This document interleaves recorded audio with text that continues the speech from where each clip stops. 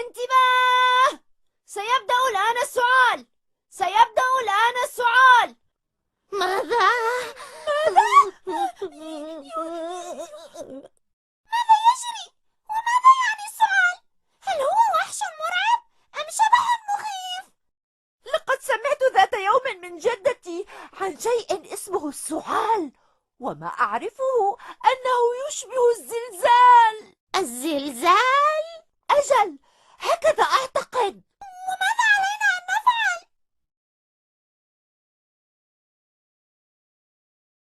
علينا الآن أن نتماسك ونتشبث في أماكننا.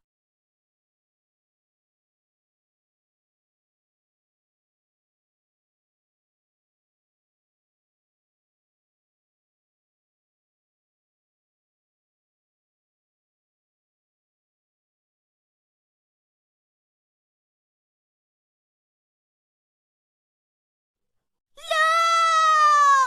لا!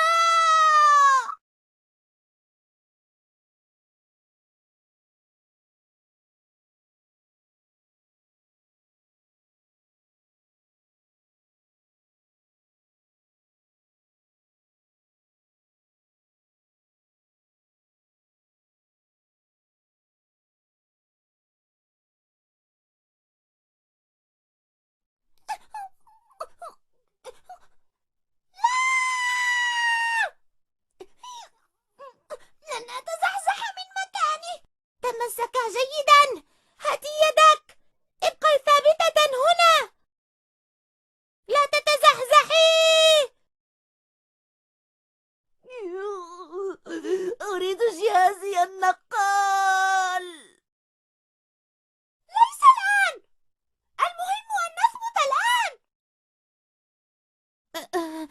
سيدتي، ماذا سيجري لهذه الفيروسات الخارجة مع الهواء؟ هذه الفيروسات منها ما يغادر الجسم عن طريق الهواء المندفع، ومنها ما يتوجه إلى الجهاز الهضمي. الفيروسات التي تغادر الجسم يمكن أن تلتقي بجسم آخر وتتمكن من الدخول إلى جوفه كما فعلنا نحن، أليس كذلك؟ بلى، من الممكن ذلك. ولكن ماذا عن الفيروسات التي تتجه إلى الجهاز الهضمي؟ ماذا يجري لها؟ الجهاز الهضمي أقوى من الجهاز التنفسي، وهذا يعني أن هذه الفيروسات إذا ما دخلت إلى المريء ومنه إلى الجهاز الهضمي فمن الممكن من الممكن أن تقتل. ماذا؟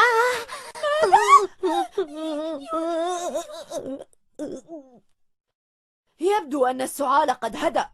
هيا لنعد الآن إلى الشعيبات الرئوية مرة أخرى. تعالين معي، هيا. الآن. هيا!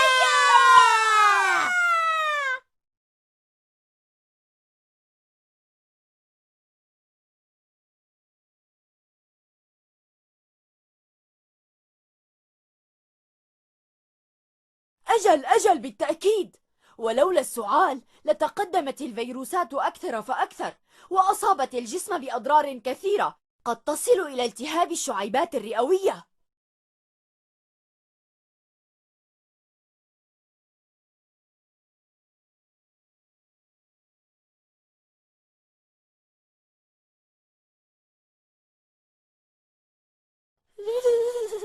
ما هذا البرد؟ هل تشعرين بالبرد مثلي؟ أجل، بالتأكيد.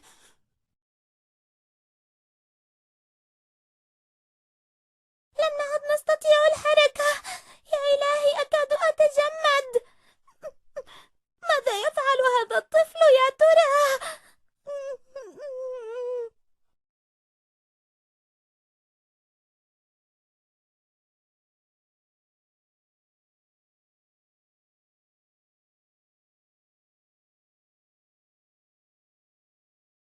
يا إلهي، ماذا يفعل هذا الولد؟ إنه يضر نفسه. كيف يخرج للعب بالثلج وهو يسعل؟ أليس هذا دليلا قويا أنه ليس على ما يرام؟ كيف يستهتر بصحته؟ برودة الهواء المتنفس ستجعل الجهاز التنفسي يتشنج، وهذا يعني أن الأهداب لن تكون قادرة على الحركة لطرد الفيروسات. أجل، لن تكون قادرة على الحركة.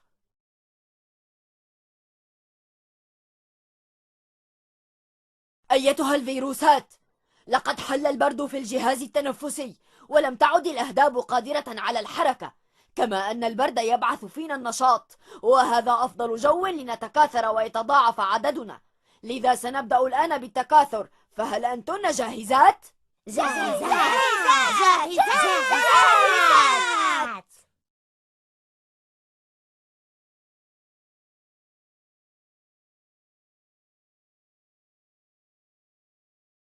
هاي، أنت ما بك؟ انظري إليها، إنها تقف هكذا. تعالي، الحقيني إن استطعت.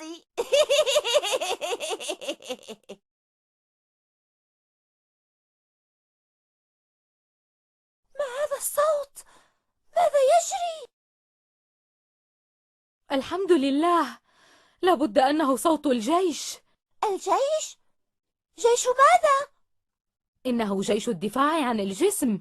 يبدو أنه تم استدعاؤه لتدارك الأمر. مما يتكون هذا الجيش؟ إنها الكريات البيضاء التي تقوم بابتلاع الفيروسات والقضاء عليها، وتسمى البالعات الصغيرة. البالعات الصغيرة؟ أجل، لكنها عندما تتسلل من الأوعية الدموية يزداد حجمها وتصبح بالعات كبيرة.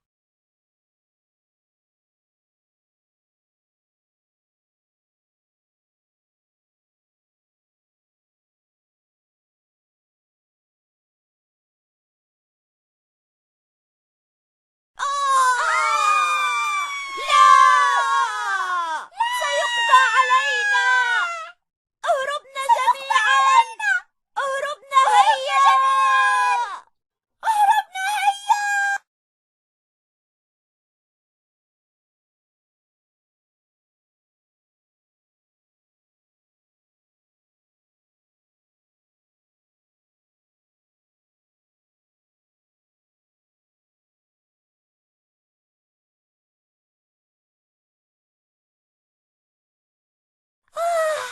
الحمد لله، لقد أخذ الدفء يعم الشعيبات الرئوية.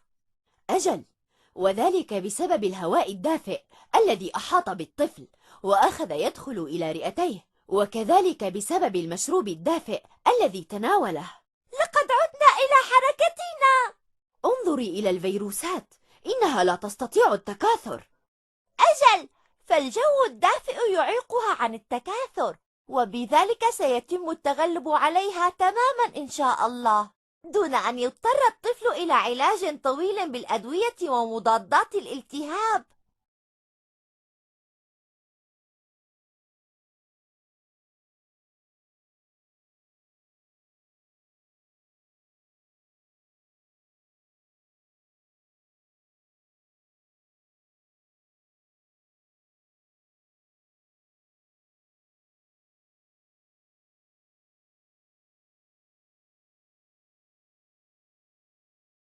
إلى أين يحمل السائل المخاطي هذه الفيروسات؟ إن هذا السائل يسمى القشع، ويقوم بإخراج هذه المواد من الشعيبات الرئوية، فيطرحها إما إلى الجهاز الهضمي أو إلى خارج الجسم. تقصدين القشع الذي يخرج مع السعال فيبتلعه الإنسان أحيانا؟ أجل، يبتلعه فينتقل إلى الجهاز الهضمي ثم يطرحه إلى خارج الجسم. ومن الممكن أن يخرجه من فمه أيضا، وبذلك يتخلص منه. أجل، ولكن عليه في هذه الحالة أن ينتبه، فلا يبصق في أي مكان إلا في المغسلة أو في منديل، كما عليه ألا يسعل أو يعطس في وجه أحد، بل يضع منديلا على فمه.